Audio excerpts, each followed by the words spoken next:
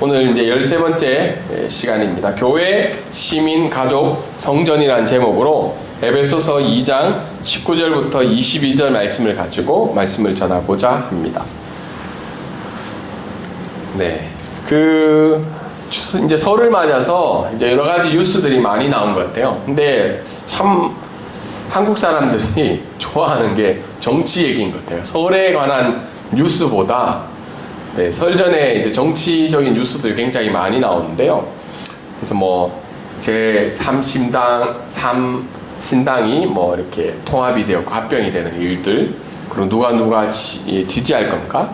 그렇게 꼭 명절 앞두고 이렇게 정치적인 이슈들이 많이 일어나는 것 같아요.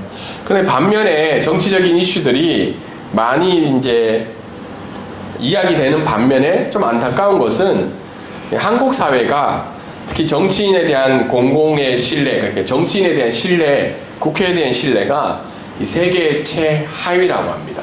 그러니까 그만큼 많이 얘기하지만 실제적으로 우리의 마음 가운데는 정치인이나 이 국회에 대해서 어떻다는 거죠? 신뢰를 하지 않는다는 거죠. 왜 그런가? 여러 가지 이유가 있겠죠. 신뢰하지 않는 이유. 그 이유 중에 하나가 바로 이 정부의 본질이 뭔가, 대통령이 본질이 뭔가, 국회의원의 본질이 뭔가, 다르게 이야기해서 과연 이 정치인들이 해야 되는 일이 무엇인가, 아니면 정치인들이 어떻게 해요?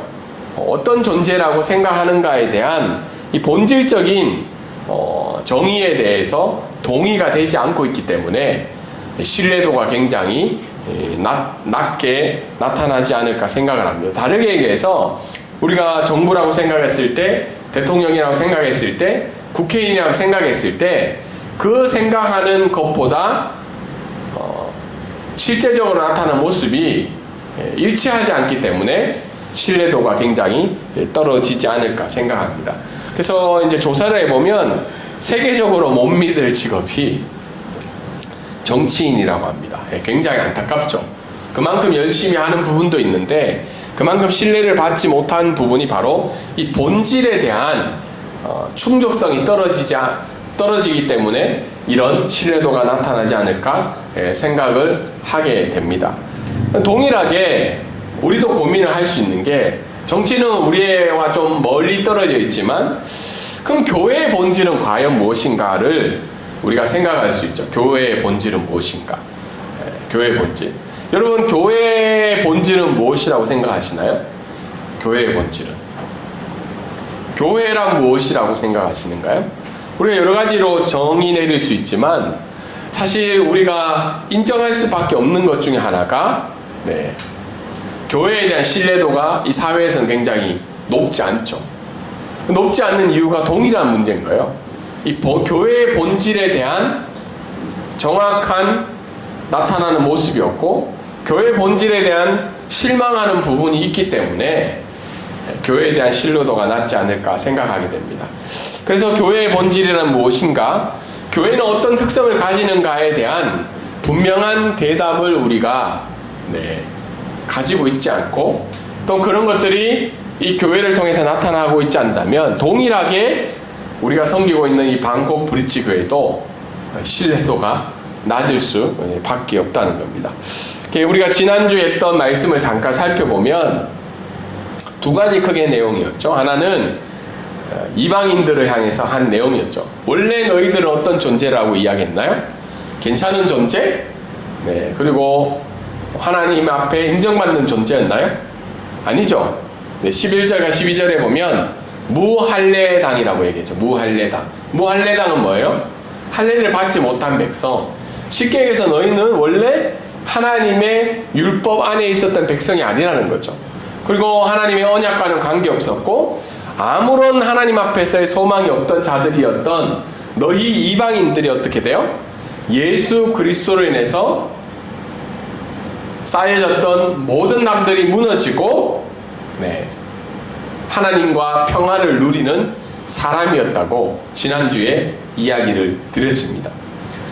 그러면 이런 무너진 담들이 무너지고 난 다음에 그럼 어떻게 해야 되냐?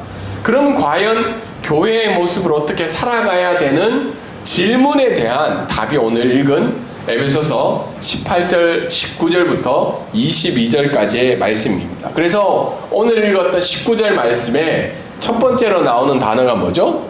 그러므로라는 단어입니다. 태국말로는 뭘까요? 프로차난이죠. 프로차난. 그러므로. 그러니까 11절부터 18절까지의 이야기에 대한 결론이 오늘의 말씀이라는 거예요. 왜 너희는 언약 밖의 백성이었고 너희는 무할례당이었는데 하나님이 왜 이렇게 예수 그리스도를 통해서 쌓여진 담들을 무너뜨리면서 평화를 주셨는지에 대한 결론적인 말씀이 오늘 19절부터 22절까지의 말씀입니다. 첫 번째 오늘 말씀을 통해서 알 수 있는 것은 무할례당이었고 하나님의 언약 밖에 있었던 이방인 너희들을 하나님은 교회로 부르시기를 원했는데 교회는 어떤 곳이라는 거예요? 하나님으로부터 시민권을 받고 가족된 자들의 공동체라는 거예요. 다르게 해서 교회의 본질의 첫 번째는 뭐죠? 시민권을 받고 가족된 사람들이 바로 교회의 본질이라는 겁니다. 그래서 19절에 이렇게 나와 있죠. 그러므로 이제부터 너희는 외인도 아니요 나그네도 아니요 오직 성도들과 동일한 시민이요 하나님의 권속이라. 여기서 이야기하는 외인과 나그네의 뜻은 잠시 체류하는 사람입니다. 그러니까 이 땅에서 잠시 체류하는 사람이 외인이고 나그네입니다. 혹시 여러분들 중에 비자 1년 이상 가지고 있는 분 계신가요? 비자 사용 기한이 다 1년짜리시죠? 뭐 3개월, 6개월, 1년 이렇게 있는데 대부분 1년이죠. 1년을 뜻하는 의미가 뭐죠? 1년을 주는 이유가 영원히 여기 우리가 거할 수 있는 사람이 아니라 우리는 어떻게 해요? 태국에서 잠시 거류하는 사람이라는 거죠. 그래서 비자 받으러 갈 때마다 마음이 어때요? 혹시 뭐 기쁜 마음으로 가신 분 계신가요? 즐거운 마음으로? 갈 때마다 스트레스죠. 내가 그렇게 잘못한 것도 없는데 그 직원 앞에만 서면 어떻게 해요? 불편하죠. 무슨 꼬투리 잡지 않을까? 그럼 왜 그러냐면 잠시 체류하는 사람이기 때문이죠. 그리고 그들이 보기에는 때로는 우리가 난민과 같은 존재예요. 비자를 주지 않으면 우리는 어때요? 여기에 불법 체류자로 난민의 생활을 해야 되는 거죠. 그런데 하나님이 어떻게 해요? 그런 평화를 누린 너희 이방인들은 더 이상 어떻게 해요? 외인도 아니고 나그네도 아니라는 거야. 너희는 이제 비자 받을 필요가 없는 존재라고 이야기를 하고 있죠. 왜 그러냐면 성도들과 동일한 하나님의 시민권을 너희에게 허락해 주셨기 때문입니다. 참 이 태국 생활하는 가운데 이민국 갈 때마다 어떻게 해요? 영원한 비자를 받고 싶잖아요. 맞죠? 서류도 준비 안 하고 싶고 때로는 저기 국립공원 갔을 때 돈도 다 안 내도 되는 상황이 생기잖아요. 시민권을 가지면. 그렇지 않나요? 혹시 국립공원 가보신 분 계세요? 그럼 얼마 정도 내죠? 한국 사람은 400바 정도 내죠. 태국 사람 얼마인 줄 아세요? 40바시죠. 20바, 40바. 애들은 뭐 더 싼 것 같기도 하고. 동일하게 그런 시민권으로 인한 차이가 있는데 이방인들 너희들을 향해서 너희는 아무런 하나님 나라와 관계없던 자들이었지만 예수 그리스도가 주는 평화로 말미암아 너희들도 동일하게 시민권과 특권을 가지게 되었다는 겁니다.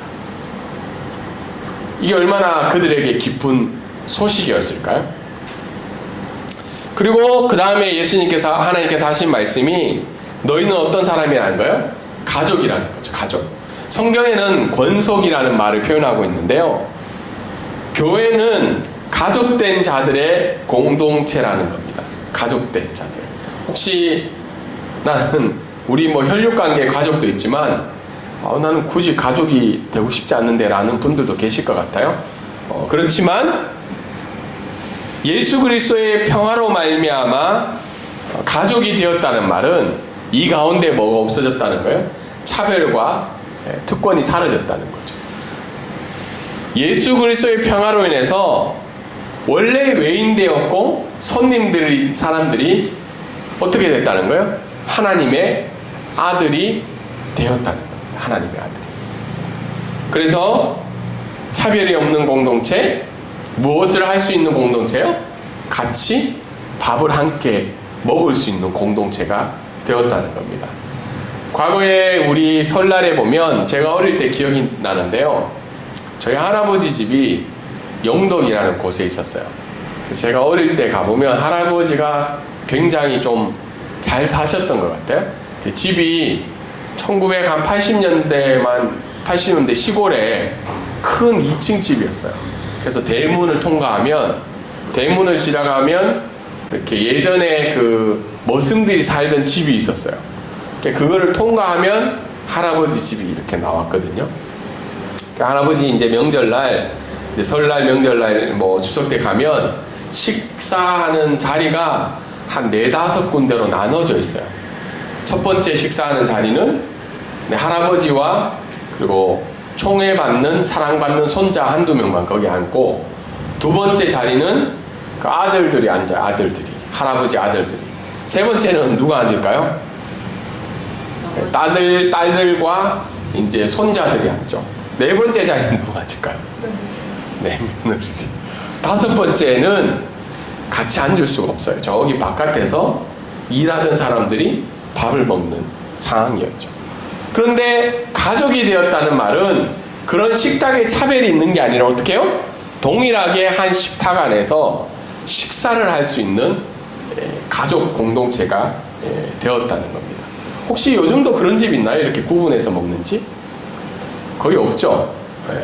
요즘은 어른들이 불편해서 따로 드시러 가는 경우도 있지만, 한국교회에 어떤 일이 있었냐면, 예수 그리스도 안에서 가족이 되었기 때문에, 시민권을 가졌기 때문에 차별이 없는 놀라운 독특한 사건이 하나 있었습니다. 예전에 한일 해방이 일어나고 난 다음에, 6.25 끝나고 난 다음에 이 주인과 머슴의 이 제도가 폐지가 되잖아요. 물론 그 이후에도 관습적으로 주인과 머슴이 남아 있었는데, 특별히 금산교회라는 교회에 있었던 일입니다. 한 1907년인지 8년인지 어쨌든 10년 근간에 있었던 일인데요. 주인이 먼저 예수를 믿었어요. 조덕삼이라는 분이. 그리고는 그 집에 일하는 마부였다고 합니다. 머슴인 이자익이라는 분이 뒤에 이제 예수를 믿게 된 거예요. 주인이 머슴들이랑 해서 교회 갈 사람, 예수님을 믿을 사람 같이 교회 가자고 이렇게 전도를 하게 된 거죠. 그래서 열심히 이 주인과 머슴이 한 교회를 섬긴 거예요. 금산교회에서. 그러다가 이제 장로님을 뽑는 상황이 생긴 거죠. 혹시 장로님이 무슨 일 하신 분인지 알죠? 교회를 섬기고 교회에 좀 이렇게 대표해서 교회를 섬기는 사람을 장로님이죠. 목사님, 장로님, 집사님 이렇게 있듯이. 장로님 뽑는데 다 뽑는 게 아니고 신앙적으로 훌륭한 사람을 뽑는 거예요. 이렇게 뽑았는데 누가 올라가냐면 이 두 사람이 같이 올라간 거예요. 조덕삼이라는 주인이랑 이자익이라는 머슴이 같이 올라간 거예요. 일단 여러분 20세기 초반에 이런 일이 있으면 주인이 좀 불편해요, 안 불편해요? 불편하죠. 근데 어제 투표를 했어요. 투표를 했는데 놀랍게도 이자익이 된 겁니다. 이자익이. 머슴이 된 거예요. 주인이 떨어지고. 장로가 된 거죠. 엘더가 된 겁니다. 그러면 우리 같으면 만약 우리가 조덕삼이었으면 기분이 어땠을까요? 굉장히 안 좋죠. 그리고는 다음 주부터 교회를 갈까요? 안 갈까요? 안 가요. 왜냐하면 내 종이 내 모습이 된 거니까. 근데 이 사람이 이렇게 고백한 겁니다. 이 결정은 하나님이 내신 결정입니다. 우리 금산교인들은 참으로 훌륭한 일을 해냈습니다. 저희 집에서 일하고 있는 이자익 영수는 저보다 신앙의 열의가 대단합니다. 나는 교회의 결정에 순종하고 이자익 장로를 받들어서 열심히 교회를 섬기겠습니다. 라고 이야기한 훌륭한 사건이 있게 된 겁니다. 이후에 이자익 장로님은 신학을 공부해서 목사가 되었고 조덕삼 이분은 계속 장로로 교회를 섬기게 되었습니다. 근데 한국 교회에 이런 아름다운 일들만 있었을까요? 이와 비슷한 일들이 서울의 몇 군데에서 또 일어난 거예요. 그런데 그 몇 군데 교회들은 주인들이 도저히 그걸 받아들이지 못하고 교회를 분립해서 나간 거예요. 교회에 갈등이 일어나서 주인들만 다니는 교회를 만들어 버린 거예요.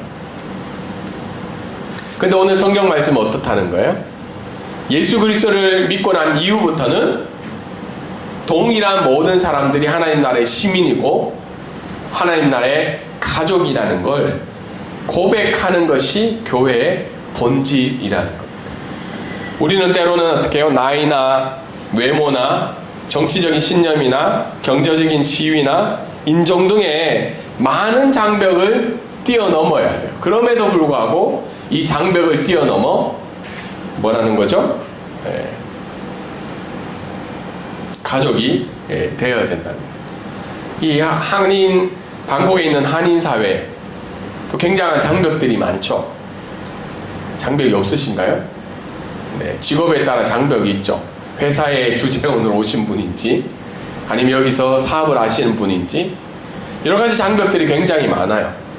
인종은 어떨까요? 네. 우린 물론 대한민국 사람이지만 우리 안에서도 어떻게 해요?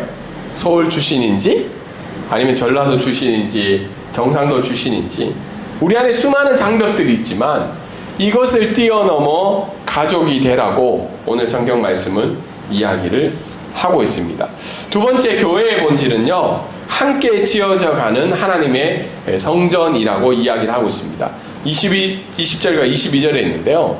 20절에 이렇게 나와 있죠. 사도들과 선지자의 터 위에 교회가 세워져 있는데 이 사도들과 선지자의 터 위에 세워졌다는 말은 신약의 하나님의 말씀에 전하는 자들을 사도들과 선지자들을 지칭하고 있고요. 그들이 전하고 있는 예수 그리스도의 복음의 말씀 위에 무엇이 세워졌다고요? 교회가 세워져 있다는 겁니다. 교회가. 두 번째는 교회는 어떻게 해요? 누가 모퉁이 돌이 되어줬다고 이야기해요? 모퉁이 돌? 여러분 모퉁이 돌이 어떻게 생겼는지 혹시 아시나요? 네. 모퉁이 돌은 이렇게 생겼어요. 모퉁이 돌은 위에 윗돌을 의미하는 것이 아니라 가장 기초적인 부분에 이렇게 면과 면을 잇고 벽돌의 위아래를 지탱해 주는 게 이게 모퉁이 돌입니다. 이 모퉁이 돌이 누구시라는 거예요? 예수 그리스도라는 거예요. 그러니까 교회는 예수 그리스도의 평화를 통해서 각 개인이 교회의 구성원이 되어간다는 거예요. 다르게 이야기해서 예수 그리스도를 모르는 사람은 교회의 일원이 될 수 있어요? 없어요? 없다는 거죠. 교회의 구성원의 근거는 바로 예수님 자신이라는 거예요. 예수님을 통해서 우리가 무엇이 되었어요? 가족이 되고 시민권이 된 것처럼 예수님을 통하지 않고는 우리가 교회로 나아갈 수가 없다는 겁니다. 그런데 이런 교회의 터 위에 무엇이 지어져 가냐면 성전이 지어져 가고 있죠. 그런데 그 앞에 말이 중요합니다. 함께 지어져 간다는 겁니다. 함께 지어져 간다는 것. 그리고 그 안에서 주 안에서만 가능합니다. 예수 그리스도 안에서만 연결이 가능하다는 거예요. 이 말을 우리가 다르게 이야기하면 가끔 우리가 종교 평화라는 말을 이야기하죠. 종교 평화 혹시 들어보셨나요? 각 종교들과의 대화를 통해서 평화를 이루어가고 또 하나님의 일들을 이끌어가야 된다고 이야기하는데 근데 오늘 말씀에 의하면 종교 평화가 이루어질 수 있어요? 없어요? 없다는 거죠. 왜냐하면 평화는 누구 안에서만 일어날 수 있다는 거예요? 예수님 안에서만 이루어갈 수 있기 때문에 이 평화가 가능하지 않다는 겁니다. 그러면서 마지막 22절에는 무엇이라고 얘기하고 있죠? 이 성전은 하나님이 거하시는 처소라는 겁니다. 하나님이 거하신다는 말은 뭐죠? 거룩한 곳이라는 거죠. 교회는 거룩한 곳이어야 된다는 겁니다. 그래서 제가 오늘 말씀을 준비하면서 어디에 제 마음이 많이 가 있었냐면 교회는 함께 지어져 가는 성전이라는 겁니다. 성전. 하나님이 거하시는 곳. 다르게 얘기해서 함께 지어져 간다는 말은 무엇이 아니라는 거예요? 완벽한 곳이 아니라는 거예요. 함께 지어져 간다. 지금 계속해서 지어짐을 당하고 있는 곳이기 때문에 완벽한 곳이 아니라는 겁니다. 그래서 가끔 우리가 교회 다니는 사람들을 볼 때, 아니면 직분을 만드는 사람을 볼 때 완벽한 사람으로 착각할 때도 있는데, 교회는 그렇지 않다는 거예요. 지금도 계속해서 지어져 가야 된다는 거예요.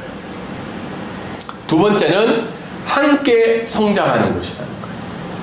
건물이 지어져 갈 때 벽돌과 벽돌이 어떻게 해요?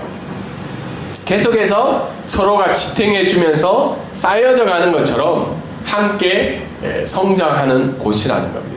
그래서 어떤 분은 신앙생활을 혼자 하시는 분이 계세요. 예배만 드리고. 그런데 오늘 성경이 이야기하는 것은 함께 지어져 간다는 거예요. 그러니까 서로의 불완전한 요소가 있어도 어떻게 해요? 하나님 앞에서 교제하고 하나님 앞에서 연합하면서 함께 성장하는 곳이야. 나만 예수를 잘 믿어야 되는 것이 아니라 옆에 있는 사람도 함께 하나님을 더욱더 알아가야 된다는 곳입니다. 그리고 어떤 곳이어야 되는 것이요? 사랑으로 용납하여 분열과 갈등이 회복되는 곳이어야 됩니다. 교회는 내가 완벽하기 때문에 나와 예배 드리는 것이 아니라 서로의 부족함을 어떻게 해요? 용납하고 분열과 갈등이 회복되는 곳이어야 됩니다. 그래서 좀 안타까운 것은 총선이나 이런 선거가 있을 때마다 교회 안에서도요, 뭐가 일어나죠?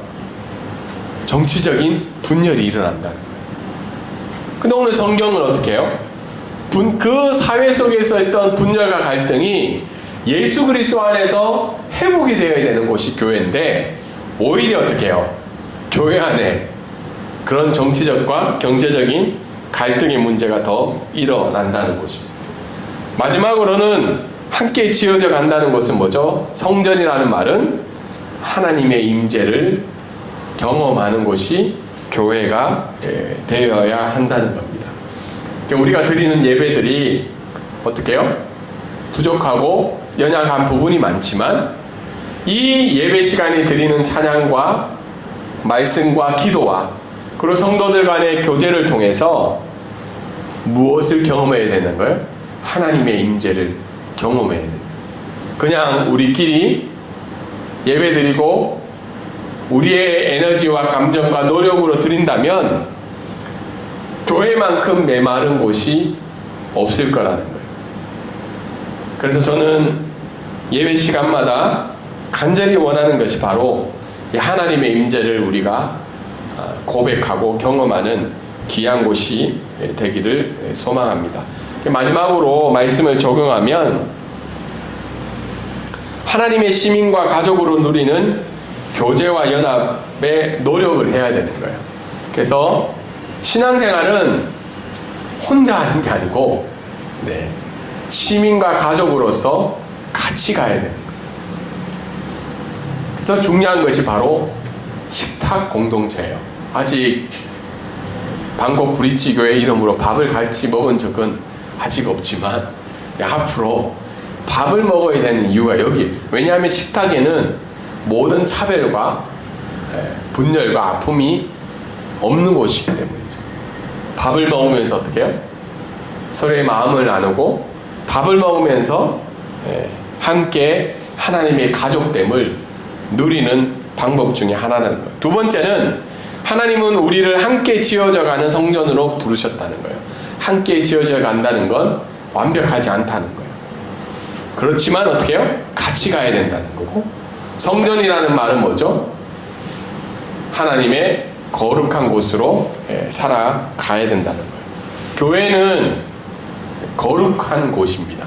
다르게 얘기해서 이 장소가 막 거룩하다 이게 아니라 성도들이 하나님의 말씀을 지키기 위해서 노력하고 나타내는 삶과 믿음이 있는 것이 교회이기 때문에 교회는 거룩한 곳이라는 거죠. 그리고 마지막으로 우리가 적용해 볼 때 방콕 브릿지 교회가 하나님의 임재가 충만한 교회가 되도록 기도하시기를 바랍니다. 그래서 예배를 드릴 때마다 우리가 때로는 유튜브로 부르다 보니까 쉽지 않아요. 저도 이게 뭐 어디로 가야 할지, 찬양이 뒤로 갈지 앞으로 가야 될지 헷갈릴 때가 많거든요. 그리고 찬양을 드리지만 꼭 이렇게 전국 노래자랑도 아닌데 가끔 제 노래 실력을 보여줘야 되는 것인가 라는 생각이 들 때도 있어요. 왜냐하면 뭐 앉아 계신 분들이 때로는 이렇게 듣기만을 원할 때가 있으니까 잘 모르기도 하고. 그렇지만 어때요? 네, 정말 이 교회가 방콕 브리치 교회 예배가 하나님의 임재가 충만한 교회가 될 수 있도록 서로 기도하며 기대하며 매주마다 드리는 저희 교회가 되기를 주님의 이름으로 소망합니다.